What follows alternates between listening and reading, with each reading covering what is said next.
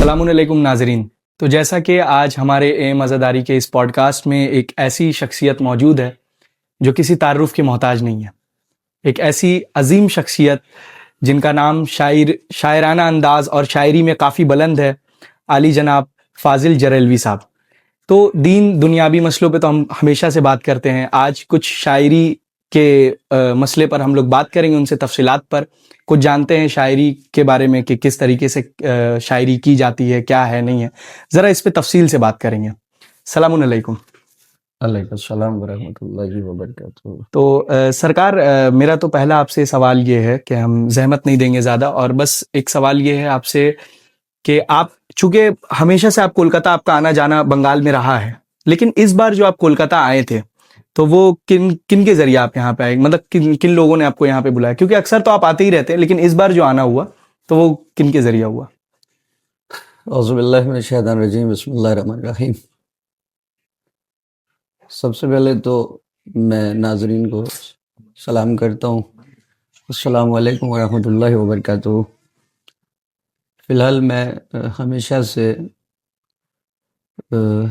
मेरा तरीक़ाकार रहा है कि मैं लाइव पॉडकास्ट पे आने से गुरेज़ करता रहा हूँ।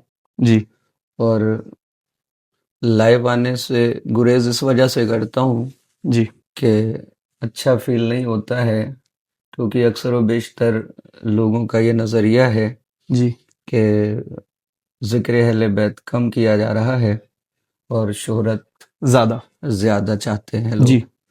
तो और लोगों का कहना है कि अहले बैत अलैहिस्सलाम के ज़िक्र में खुलूस नहीं रहा, जी। जबकि ऐसा नहीं है। हम्म। तो होता क्या है कि जिस तरह से दुनिया बढ़ती है उसी तरीके से सारे मामलात बनते चले जाते हैं। जो पहले खुलूस पाया जाता था वो आज भी खुलूस पाया जाता है, लेकिन पहले कैमरास नहीं थे तो हम लोग खामोशी के साथ ज़िक्र अहले बैत अलैहिस्सलाम करते किया थे। करते थे। लेकिन अब सोशल मीडिया का है, दौर है, तो अब तो बहरहाल बातें कहीं से मीडिया पे कहीं आता है, तो इसलिए लोगों को लगता है कि ये शोहरत के लिए ऐसा कर रहे हैं। आपका क्या सवाल था जी, सर? एक बार फिर से ये था कि आप, क्योंकि आप बंगाल आते रहते हैं, तो इस बार जो आपका आना हुआ तो वो किन के जरिए हुआ? सरकार हमारे एक ऐसे आलिम दीन जो जिन्हें मैं अपना आइडियल भी कह सकता हूँ, अच्छा। और मैं बचपन से उन्हें सुनता आया हूँ, जी। मौलाना कर्रार हुसैन साहब मरहूम। जी। और बहुत अच्छे ख़तीब थे और हमारे शहर बरेली में उन्हें बहुत पसंद किया जाता था। जी। उनके फ़र्जंद मोहतरम अकील साहब तो बड़े मुखलिस हैं और मुझे अपने भाई की तरह मानते। तो उनका हुक्म था जिसकी बिना पर मैं इस बार यहाँ पे कोलकाता में आप प्रेजेंट हुए। जी। तो सरकार, सवाल शुरू करते करते मैं एक सवाल आपसे ये करता हूँ कि आप हमें अपनी इब्तदाई ज़िंदगी के बारे में बताएं कि आप एक क्योंकि आप कभी अपनी लाइफ में बैचलर भी थे, तो आप फ़ाज़िल जरैलवी साहब का आज जो नाम हुआ, शोहरत जो आपके साथ जुड़ा हुआ है, लोग इवन मैं एक बात बताता चलूँ अपने व्यूअर्स को कि अल्हम्दुलिल्लाह भाई ने अपनी मेहनत से जो नाम कमाया इस लाइन में, कि लोग 2.5-2.5 घंटे 3-3 घंटे वेट करते हैं कि फ़ाज़िल जरैलवी साहब आएंगे स्टेज पे, और उनका जो शायरी का जो अंदाज है वो शायरी वो लोग सुनना इतना पसंद करते हैं कि लोग 2.5-2.5 घंटे भी वेट करते हैं, हमने देखा है। तो ये जो नाम और शोहरत जो आपको हासिल हुई, तो इसका जो एक जर्नी सफ़र रहा, तो वो कैसे आपके साथ, वो कैसा सफ़र था आपका, कैसे इसकी शुरुआत हुई? अगर हर सक्सेस के पीछे मेहनत छुपी होती है। जी। होता क्या है कि जो हमारे साथ रहने वाले लोग हैं, जो हमें देखते आए हैं बचपन से अब तक, तो वो सब जानते हैं कि कितनी मेहनत है इसके पीछे। जी। लेकिन मीडिया पर अब आके सामने आया हूँ तो लोगों को लगता है कि ये जी। सब वक्ती है। ऐसा वक्ती जी। नहीं है। मेरी तालीम का आगाज़ 2001 से हुआ, जी। और जिसमें सबसे पहले मैं तालीम हासिल करने के लिए जिस मदरसे में गया जी। उसका नाम है मदरसे जामे मेहदिया। ये कस्बा सेथल, डिस्ट्रिक्ट बरेली में अच्छा। है। तो 2001 से लेके 2015 या 16 तक ग़ालिबन उस मदरसे में रहा हूँ, और 2 साल तक उस मदरसे में ख़िदमत भी अंजाम दी है, पढ़ाया भी है मैंने। और इसी के बीच बहुत सारी मेहनत जी। और काविश रही है। तो कहीं न कहीं जब आपने इस सफ़र की जो शुरुआत की थी, कभी आपको ये ऐसा फ़ील था कि आज जैसा आपने नाम अल्हम्दुलिल्लाह आपने जो भी कमाया मौला के दिए हुए करम से, तो कभी आपने ऐसा सोचा था कि ये नाम इस तरीके से उभर के आएगा? जैसे मैंने बताया भी अपने व्यूअर्स को कि लोग आपको ढाई-ढाई घंटा वेट करके सुनना पसंद करते हैं। तो ये कभी आपको ऐसा आया था दिल में कि जब सफ़र की शुरुआत थी, जिस वक़्त आप आई थिंक स्ट्रगलिंग पीरियड जिसको बोलते हैं, वो आप देख रहे थे? माशाल्लाह, मैं आपको एक बात बताना चाहता हूँ जो शायद नाज़रीन नहीं जानते हैं, आपके कैमरे के ज़रिए से उन तक भी ये जी। बात पहुँच जाए। वक़्त से पहले और नसीब से ज़्यादा कभी किसी को कुछ नहीं मिलता। मैं जब मदरसे जामे मेदिया से फ़ारिग़ हुआ, जी। उसके बाद जॉब के सिलसिले से दुबई गया। अच्छा। 4 से 5 साल तक वहाँ जॉब के सिलसिले से आना-जाना लगा बना रहा। रहा आपका। और बड़े भाई ने अपना कारोबार शुरू किया तो उनके साथ हाथ बटाता रहा। लेकिन अल्हम्दुलिल्लाह हालात साज़गार हुए तो फिर से मैं वापस इंडिया। वापस इंडिया आया। और इंडिया आने के बाद फिर बस मुझे लगता है जो मैंने मेहनत की थी कहीं न कहीं घर वालों का वो भी काफ़ी कंट्रीब्यूशन जी, आपका जो साथ दिया उन्होंने। मेहनत थी तो शायद मुझे लगा कि उस मेहनत का सिला मिला है, शहज़ादी ने मुझे अता किया। मिला आपको। और ये जिस तरह के एक लोगों का सवाल है नाज़रीन, जो हमेशा होता है कि 2 से 3 साल में जिस बंदे का नाम सोशल मीडिया पे नहीं था नहीं और था, वो हाँ। किस तरीके से इतना फेमस हुआ है। ऐसा कुछ भी नहीं है सरकार, ये तो आपकी मोहब्बतें हैं, आप लोगों का प्यार है। जी। लेकिन इसके पीछे बहुत मेहनत है मेरी, जी। क्योंकि हमारी 15 से 16 साल की लाइफ मदरसे की ज़िंदगी है और जो बहुत होती है। बहुत ज़्यादा। लाइफ़ का एक जवानी का आधा पार्ट उसमें चला जाता है जी। ना बेसिकली। और मैं एक बात और बताता हुआ चलूँ, 2006 में या 7 में गालिबन मैंने पहला नोहा लिखा था। अच्छा। और जिस पर मेरे वतन के एक उस्ताद नोहा खान और एक अच्छे शायर भी थे जी। और एक अच्छे नोहा खान भी थे, और उनका नाम है शबाब हैदर साहब, जी। मरहूम, खुदा गरी के रहमत फरमाए। जब मैंने नोहा लिखा पहली बार और उन्हें लिख कर दिया तो बहुत खुश हुए जी। और उन्होंने बहुत सारी दुआएं भी दी थी। तो आज भी मुझे वो याद आती चीज़ें हैं। वो रिमाइंड है कि वो जी, मिला आपको। कि उन्होंने दुआएं की थी कि इंशाल्लाह आप आगे तक जाएंगे जी। और शायरी में इंशाल्लाह आपका कलम चलता रहेगा। जी। तो कहीं न कहीं बुज़ुर्गों की दुआ भी आपके साथ-साथ रही और आपके मेहनत के साथ जो आज आपको मिला है वो बुज़ुर्गों का दुआ और आपकी मेहनत दोनों ही शामिल थी इस चीज़ में। ये तो सरकार आपने ठीक कहा, दुआ जी। दुआ तो असलहा होती है मोमिन का। और ये जितने भी मौला के अज़ादार हैं, इनकी दुआओं ही का सदका है कि मैं यहाँ तक पहुँचा हूँ। जी। सरकार एक सवाल आपसे ये भी था मेरा कि चूँकि आप बहुत सारी शायरी आप लिखते भी हैं और खुद ही पढ़ते हैं स्टेज पे, मिंबर पे। तो बहुत सारे कलाम हैं आपके, शायरी है, तो उसमें आपका सबसे पसंदीदा शेर आपका कौन-सा है? वैसे तो आपका हर शेर आपको पसंद आता होगा, ये लेकिन आप एक किसी भी शायर से सवाल करेंगे तो जिस तरह से वो तो फिर यही कहेगा कि जैसे किसी कंपनी का प्रोडक्ट होता है जी। तो कंपनी को वो बहुत अजीज होता है, बहुत अच्छा सारे लगता प्रोडक्ट अच्छे है। हमारे। लेकिन शायर का भी हर शेर, उससे पूछिए कितनी मेहनत से कहता है, तो उसे लिखता तो है, अपना हर शेर अच्छा अच्छा लगता है, लगता है, अजीज लगता है। बस ये है कि लोगों को कौन सा शेर उसका पसंद आता है, पसंद उसका आता है। रिस्पॉन्स अच्छा मिलता है हाँ, आपको। बस ये होता है। तो तो मुझे लगता है कि ज़्यादातर लोगों को जब मैंने दोस्ती कलाम लिखा, अच्छा। फरद रहमत यज़दान की सौगात है दोस्त, है कहीं अब्र करम और कहीं बरसात है दोस्त, है फिसर चश्म बसारत तो कभी हाथ है दोस्त, खौफ खाते हैं उदू जंग में गर साथ है दोस्त, बस बहादुर ही नहीं साहिब किरदार भी हो, कितना अच्छा है अगर दोस्त अज़ादार। अच्छा, वो हाँ। ज़्यादा पसंद आया। तो अगर वो एक शेर आपका हो जाए तो ज़रा एक ज़रा छोटी-सी जी, ज़हमत जी।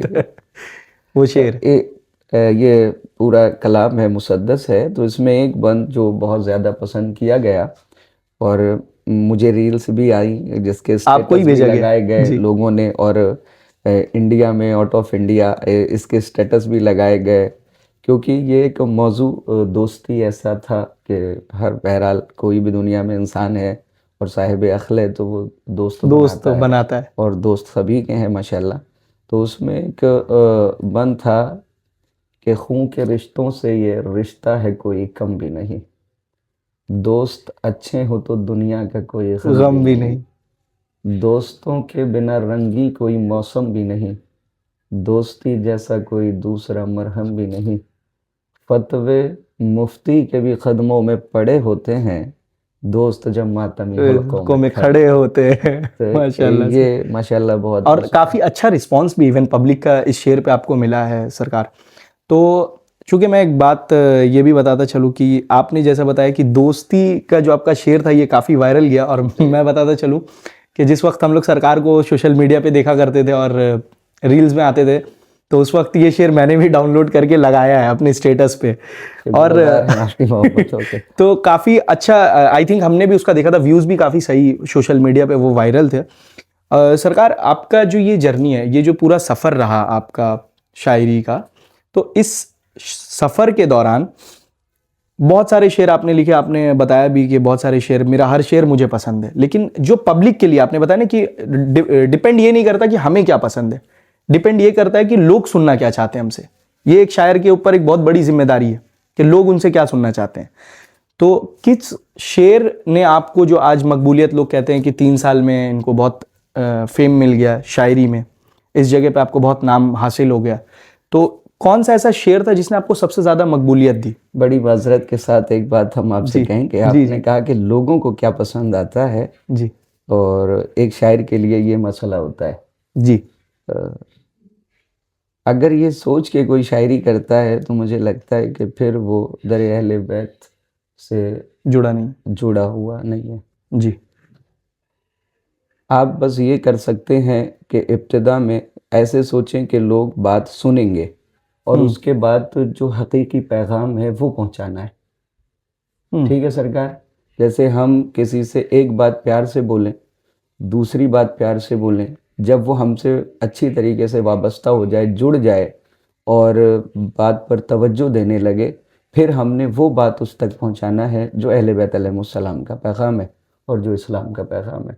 तो शायरी करने का मकसद लोगों को एंटरटेनमेंट करना नहीं होता है सर। जी शायरी करने का मकसद ये है कि हम सही पैगाम, सही बात शायरी के अंदाज से लोगों तक पहुंचा सकें। इस्लामिक बात हो, दर अहले बैत से वाबस्तगी रखने वाली बात हो, कुरान के पैगामात हों, या अहले बैत अलैहिमुस्सलाम के फ़ज़ाइल हों, या उनके दुश्मनों से बरात हो, तो बस वो पैगाम पहुंचाना मकसद होता है। ये ज़्यादा इम्पोर्टेंट ये रखता है ज़्यादा शायरी के important- मामले जी में। जी तो जैसा कि मेरा सवाल ये था कि आपको इस 3 साल, जो लोग कहते हैं ना कि 3 साल में आपने 4 साल या एक 5 साल पकड़ लीजिए क्राइटेरिया में, आपने बहुत नाम बनाया अपने हिंदुस्तान और काफ़ी ममालिक के अंदर, आपने अच्छा नाम कमाया, तो कोई कौन सा ऐसा शेर था जिसका सबसे अच्छा रिस्पॉन्स आपको, आई मीन पब्लिक से मिला? जैसे मैं एक आपने अभी दोस्ती के ऊपर बताया कि इस पे ये दोस्ती वाला भी था, और इसमें देखिए हमने दोस्ती लिखा, लेकिन लिखने के बाद जो पैगाम था, अहम पैगाम दोस्ती जी के हवाले से, वो भी पहुंचाया कि दोस्ती सिर्फ दिखावे के लिए नहीं होना चाहिए। जी अगर आपने किसी को दोस्त माना है तो उसे हकीकी दोस्त मानिए। मानिए। ऐसा नहीं है कि सामने है तो दोस्त है, पीठ पीछे है तो दोस्त नहीं है। जी और इसमें मौला का भी कौल है, नहज बलागा में कई जी मकामात पर मौला ने फरमाया है कि आप अच्छे दोस्त बनाइए, और अच्छा है वो इंसान जिसके दोस्त अच्छे होते हैं। और कभी कभी जब हालात देखते हैं, दोस्तों के साथ हमारा भी उठना बैठना है, जी तो मिजाज देखे लोगों के सामने कुछ हैं, पीठ पीछे कुछ हैं, तो हमने कहा इसे बहुत लाइटली लिया जाता है, जबकि दोस्ती भी एक अहम पार्ट होता हिस्सा है है। इंसान की लाइफ में एक। तो उसी बेस पर फिर हमने कहा कि क्यों ना हबीब इब्न मज़ाहिर अलैहिस्सलाम और इमाम हुसैन अलैहिस्सलाम सलाम। की दोस्ती को दुनिया के सामने पेश किया जाए, ताकि लोगों तक पैगाम एक पहुंचे अच्छा और वो समझें कि दोस्ती होती है। क्या है। तो इसी तरीके से ये भी एक आपका एक मकबूल शेर भी है। ये, और मैं बताऊं इसके अलावा करम अहले बैत अलैहिमुस्सलाम का है, शहज़ादी का लाख लाख करम है कि जो भी कलाम आया तो उसमें लोगों ने बड़ा अच्छा रिस्पांस दिया, सबको अच्छा लगा, सबको पसंद आया, और ये मौला के अज़ादारों को पसंद आया। मैं इस वजह से कह रहा हूँ, अली के चाहने वालों को पसंद आया, इस वजह से मैं खुश हूँ। बाकी दुनिया से इतना मतलब नहीं है मेरा। इसके अलावा हमने एक कलाम लिखा सहाबा, हाँ जी। और ये वो मौजू था कि जिस पर मेरी नज़र से तो नहीं गुजरा कि किसी ने मुकम्मल कलाम सहाबा पर कहा हो। कहा तो मैंने कोशिश की कि सहाबा लिखूं और असल पैगाम लोगों तक पहुँचे पहुंचाओ। कि वाकई क्या सिर्फ नबी के साथ रहने वाला साहबी होता है या नबी का साथ देने वाला साहबी साहबी होता होता है। और इवन तो लोगों के जहनों में इस तरह का ख्याल था कि जो साथ रहे वही साहबी है। साहबी। तो मैंने कहा और क्या, हकीकत यही है कि हर साथ रहने वाला साहबी नहीं नहीं होता, होता, जो दुख सुख हर मौके पर साथ खड़े हो आपके, वही वो साहबी साहबी होते हैं। इवन मैं एक बात बताता चलूँ कि जैसा कि आपके साहबी के ऊपर काफ़ी आपने शेर, अच्छे शेर लिखे हैं, तो वो पॉइंट वाले शेर होते हैं जिससे आप समझ सकते हैं कि साहबी होते कौन है, साहबी क्या है, साहबी की डेफिनेशन क्या होती है। बहुत अच्छे तरीके से भाई ने अपने पैगाम को पहुंचाया। और एक क्योंकि मसला इस साहबी लिखने का सबसे बड़ा फायदा जी। ये है कि आप जो मेरे सामने बैठे हुए हैं, जी मौला सलामत रखे जी, कि मेरा कोलकाता आना हुआ और आपका प्यार और आपका मेरे पास आना। अल्हम्दुलिल्लाह भाई। और अल्हम्दुलिल्लाह जहाँ तक वो मुझे खबर हुई आपके बारे में कि माशाल्लाह हाँ, हमारा ताल्लुक अहले सुन्नत वल जमात से है। जी। जी, मेरा घराना एक्चुअली, मैं व्यूवर्स को बताता चलूँ कि मेरा ननिहाल और ददियाल दोनों ही अहले सुन्नत वल जमात से है, और अल्हम्दुलिल्लाह घर में सभी हुसैनी मिजाज के हैं। ये एक करम रहा मेरे घराने के ऊपर मौला का कि कभी इमाम हुसैन से मुतल्लिक जितने भी फ़राइज़ थे, काम थे, मुझे एक सपोर्ट बहुत अच्छा मिला मेरी फैमिली का। भाई एक पहले शख्स है जिन्होंने पॉडकास्ट में मुझसे ये सवाल करा, मैं शुक्रगुजार हूँ फाजिल भाई का इस चीज़ का। तो क्लियर करता चलूँ कि उस वक्त में मेरी फैमिली ने मुझे अंडरस्टैंड बहुत सही किया, मुझे संभाला, मना नहीं किया कि आप, मेरी अम्मी का इवन ऐसा किरदार रहा है। मेरी अम्मी हमेशा कहती थी, कोई कहता था उन्हें आकर के ना, आपको पता है आपका बेटा ना शियों में जाके बैठता है, शियों का खाने लगा है, शियों वाले काम करने लगा। तो मेरी अम्मी ने एक बात कहा, चोरी तो नहीं किया ना, डकैती तो नहीं किया ना, हुसैन हुसैन कर रहा है ना, पागल भी हो जाए तो बर्दाश्त कर लेंगे, क्या बात। कम से कम हुसैन के नाम पे पागल हुआ है। तो ये चीज़ एक फैमिली का अल्हम्दुलिल्लाह सपोर्ट रहा है। और काफ़ी कुछ फिर एक जर्नी चली, वो समझते चले गए, तार खुलते गए कि क्या सच है। जब कहते हैं ना कि आप खोजने को निकलो तो खुदा भी मिल जाए, तो जवाब क्या चीज़ है। तो आप जब तलाश के लिए निकलते हैं तो अल्हम्दुलिल्लाह आपको फिर लोग मिलते जाते हैं और आप फिर उस चीज़ से जुड़ते चले जाते हैं। तो हमने बस कोशिश की अहले बैत से जुड़ने की, और अल्हम्दुलिल्लाह काफ़ी सही रिस्पांस पता चला। तो फिर इस नाजरीन मैं एक बात बताता हुआ चलूं, ये कुछ सवालात बना के लाए थे मेरे लिए, तो उसमें इनका एक सवाल था, मैं इसलिए इनके सवाल करने से पहले इनका सवाल दोहरा दूं। इनका एक सवाल ये भी था कि लोगों का इतराज़ है कि आप हमेशा ज़्यादातर कलाम तबर्रा के ऊपर पढ़ते हैं। तबर्रा ही करते हैं, पढ़ते हैं जी। तो मैं नाजरीन आपको बताता हुआ चलूं, आपने, भाई ने तो बता दिया आपको तबर्रा करने का फ़ायदा क्या है, कि ये भाई माशाल्लाह मोहब्बत करते हुए मेरे पास आए हैं, क्योंकि जब तक हम हक बताएंगे नहीं तो लोगों लोग को पता समझेंगे क्या नहीं। चलेगा। जी, ये बहुत इंपॉर्टेंट चीज़ है। और ये देखिए तबर्रा पढ़ने का और तबर्रा करने का कितना अच्छा बेनिफिट है, आपके सामने मौजूद है। तो बहरहाल, और मैं जबकि कल भाईजान से मैं पहली बार मिला, तो सरकार ने कल एक बहुत अच्छी बात कही। ये कहीं पे शेर पढ़ रहे थे, तो वहाँ का एक छोटा सा वाक़या कल फाजिल भाई ने हम तक पहुँचाया कि वहाँ पे भी सहाबा के ऊपर, क्योंकि इन्होंने अभी बताया ना कि सहाबा होते क्या, जो साथ दे वो सहाबा है, जो आपके साथ है वो सहाबा नहीं। और इसी की बहुत अच्छी पहचान इनके चाहने वालों ने, एक इनका चाहने वाला था ऑफ कैमरा, हमें भाईजान ने बताया कि जब इनका तबर्रा वाला वो शेर सुनते थे, और फिर वो भी अहले सुन्नत वल जमात से थे ना अल्हम्दुलिल्लाह, और वो इस तरफ मोहब्बत में जब अहले बैत अलैहिस्सलाम की तरफ आए, तो उन्होंने अपने घर पे यही कहा कि अम्मी रिश्तेदार तो सारे सही है, लेकिन उसमें से कोई हमसे प्यार भी करता है और वही रिश्तेदार हमसे नफरत भी करता है। जी। तो ये बहुत पॉइंट वाली चीजें थी। तो तबर्रा से मुतल्लिक क्या था आपका कि क्यों आप पढ़ते, ये शिकायत पे क्या जवाब है आपका कि आप तबर्रा ऐसे जानकर करते हैं? लोग कहते हैं कि पब्लिसिटी है इसमें।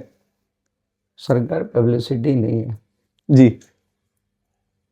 देखिए, दो ही बातें हैं, जी एक मोहब्बत जी और एक अदावत। जी और पैगाम यही है कि ऐसे लोग जो अच्छे हैं उनसे मोहब्बत की जाए, और जो बुरे लोग हैं उनसे बरात की जाए, बेजारी की जाए, दूर रहा जाए, नफरत की जाए। और हमारे यहाँ पैमाना अहले बैत अलैहिस्सलाम की ज़ात है। अगर उनके दर का कोई मुखलिस रहा है तो हम जी उससे वाबस्ता है, और अगर किसी ने उनके साथ ज्यादती की है, उन पर जुल्म किए हैं, तो फिर इस्लाम कहता है कि आप उससे बरात कीजिए, बेजारी कीजिए। और और बेजारी का तरीक़ाकार शायद मेरे नज़रिए में यही है कि हर लिहाज से, हर अमल से जाहिर करो कि हम उसके साथ नहीं हैं। नहीं है। और इवन रसूलुल्लाह ने हदीसें हैं ना, अहले सुन्नत वल जमात की पूरी किताबें भरी है कि आप रसूलुल्लाह सल्लम जाते जाते आखिर वक्त में उम्मत से बस यही कह गए थे कि मैं अपने बाद तुम्हारे बीच दो भारी चीज़ें छोड़े जा रहा हूँ, एक अल्लाह की कुरान, दूसरी अहले बैत। ये दो चीज़ का दामन ना छोड़ना। अब आपके ऊपर है कि आप किन का दामन पकड़ते हैं, ये भी डिपेंड करता है कहीं ना कहीं। बिस्मिल्लाहिर्रहमानिर्रहीम, इन्नी तारिकुन फ़ीकुम मुस्तक़लैन किताबल्लाहि व इतरतिही। ये तो नबी की हदीस है कि जी दो चीज़ें हैं, इनसे वाबस्ता रहना।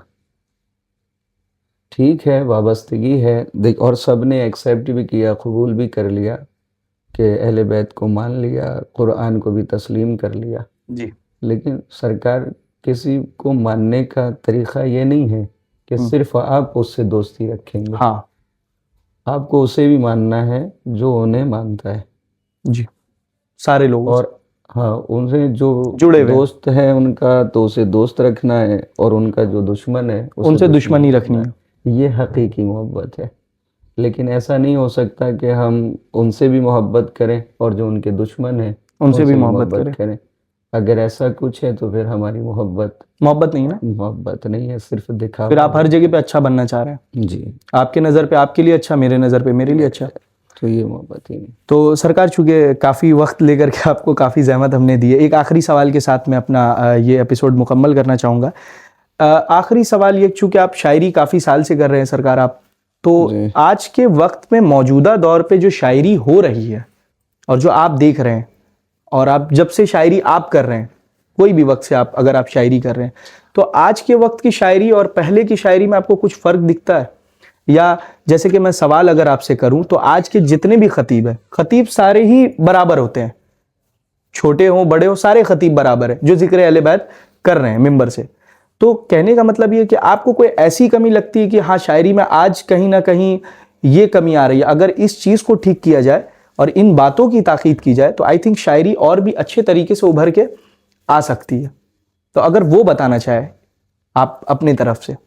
सरकार, होता क्या है, शायरी अगर आप सुनेंगे शुराए किराम की तो माशाल्लाह सब बड़े अच्छे अच्छे पैगाम भी शायरी के ज़रिए से दे रहे हैं, और अहले बैत अलैहिस्सलाम की शान में भी बहुत अच्छे अच्छे शेर कहते हैं सब लोग। और तरीक़ाकार कुछ भी नहीं बदला है, जो पहले शायरी होती थी आज भी उसी तरह से शायरी हो रही है।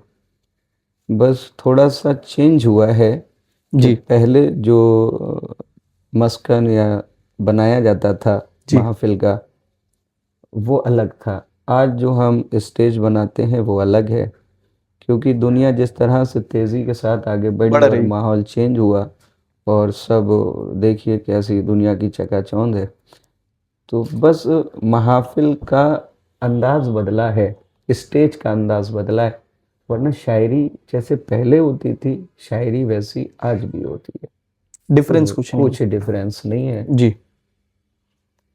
और अगर जैसे आप आज के जो हमारे यूथ जो शायरी में आ रहे हैं, एंटर कर रहे हैं, शुरुआत कर रहे हैं, अगर उन तक कोई पैगाम आप उनको पहुंचाना चाहिए, या कुछ एक बड़े के नाते, बड़े भाई के नाते अगर कुछ नसीहतें आप करना चाहें, कोई भी एक छोटी सी नसीहत। मैं तो नाज़रीन खुद ही बहुत छोटा हूँ, जी और मैं तो बस यही कहना चाहूँगा जी सरकार एक हाथ यूं होता है, जी। इसे कहते हैं कि अगर आपसे छोटा कोई अहले बैत की मदह करने के लिए, अहले बैत के फ़ज़ाइल पढ़ने के लिए इस स्टेज तक आता है, मौला का ज़िक्र करता है, तो अगर आप बड़े हैं, तो आपका सबसे पहला फ़र्ज़ बनता है कि आप छोटे उसके के सर पे हाथ रखें। जब आप किसी छोटे के सर पे हाथ रखेंगे तो उसे एहसास होगा किसी बड़े का हाथ मेरे आया सर है, पे। क्योंकि वो ऊपर से आ रहा है ना, तो उसे महसूस होगा कि ये हाथ किसी बड़े का है। लेकिन अगर कोई नीचे आता है, पैर खींचते हैं लोग, अगर ऐसा कुछ करते हैं तो उस छोटे को भी एहसास होगा कि ये कोई बड़ा नहीं, कोई छोटा है। तो इसलिए हर बड़े को अपने छोटे के सर पे हाथ रखना चाहिए। और मैं तो यही कहूँगा कि सब आएँ, ज़िक्र अहले बैत अलैहिमुस्सलाम करें, और अहले बैत अलैहिमुस्सलाम सबके हैं और सबको हक़ है, सब ज़िक्र अहले बैत अलैहिमुस्सलाम करें। और जो नए लोग आए तो वल्लाहु आलम, खुदा बेहतर जानता है, और मैं कसम तो नहीं खा सकता, लेकिन नाज़रीन मौला सब कुछ देखते हैं, पर्दे ग़ैब में बैठे हुए हैं, एक-एक पे नज़र है उनकी। तो मुझे बहुत खुशी होती है जी। कि जब कोई नया, कोई यंग मौला का ज़िक्र करता है और अच्छी शायरी करता है, अच्छी ख़िताबत करता है, तो बहुत खुशी होती है। जी। नाज़रीन, आज हम कोलकाता में हैं और शुक्रगुज़ार हैं अंजुमन अलमदार हुसैनी आज़मगढ़ के तमाम मेंबरान के कि जिन्होंने हमें यहाँ ज़िक्र अहले बैत अलैहिमुस्सलाम करने का मौका फ़राहम किया। और नाज़रीन, हम शुक्रगुज़ार हैं आपके कि आप हमें मोहब्बतों से नवाजते हैं। और नाज़रीन, हमेशा दुआओं में याद रखिएगा, आपकी दुआ ही मेरा असलहा है, मेरी ताकत है, मेरा हौसला है। फ़क़त वस्सलाम, खुदा हाफ़िज़। तो जैसा कि नाज़रीन आपने देखा कि शायरी के ऊपर सरकार फ़ाज़िल साहब से हमने काफ़ी तफ़सीलात पे बात की और बहुत अच्छी बात हुए शायरी को लेकर के। और मैं एक इम्पॉर्टेंट बात बताता चलूँ कि फ़र्स्ट कैमरा हमारा ए मज़ादारी ऑफिशियल्स चैनल का है, जहाँ पे आज फ़ाज़िल साहब का आवाज़ इस टोन में सुना गया है जो कभी किसी चैनल के थ्रू नहीं। क्योंकि जब भी सरकार किसी मेंबर पे होते हैं, स्टेज पे होते हैं, तो अपनी शायरी वाले अंदाज में होते हैं और काफ़ी उस आवाज़ में कहते हैं ना कि मौला अली अलैहिस्सलाम का एक लक़ब है असदुल्लाह, अल्लाह का शेर। तो जिस अल्लाह का शेर का मानने वाला जब वो स्टेज पे आता है तो वो दहाड़ के पड़ता है, तो वो है। लेकिन कुछ जगह पे आज ये पहला बार हमें, हमारे चैनल को ये मौका मिला कि सरकार फ़ाज़िल साहब का ये जो आवाज़ है, इतना साइलेंट आवाज़ के अंदर से, कहते हैं ना कि इंसान बाहर से जैसा होता है अंदर से वैसा नहीं होता। तो आज हमने अंदर से सरकार फ़ाज़िल साहब का आज वो भी रूप देख लिया हमने। तो इसी के साथ मैं आपका शुक्रगुज़ार हूँ और इंशाल्लाह फिर नेक्स्ट एपिसोड में एक नए गेस्ट के साथ मिलते हैं आपसे। सलाम अलैकुम।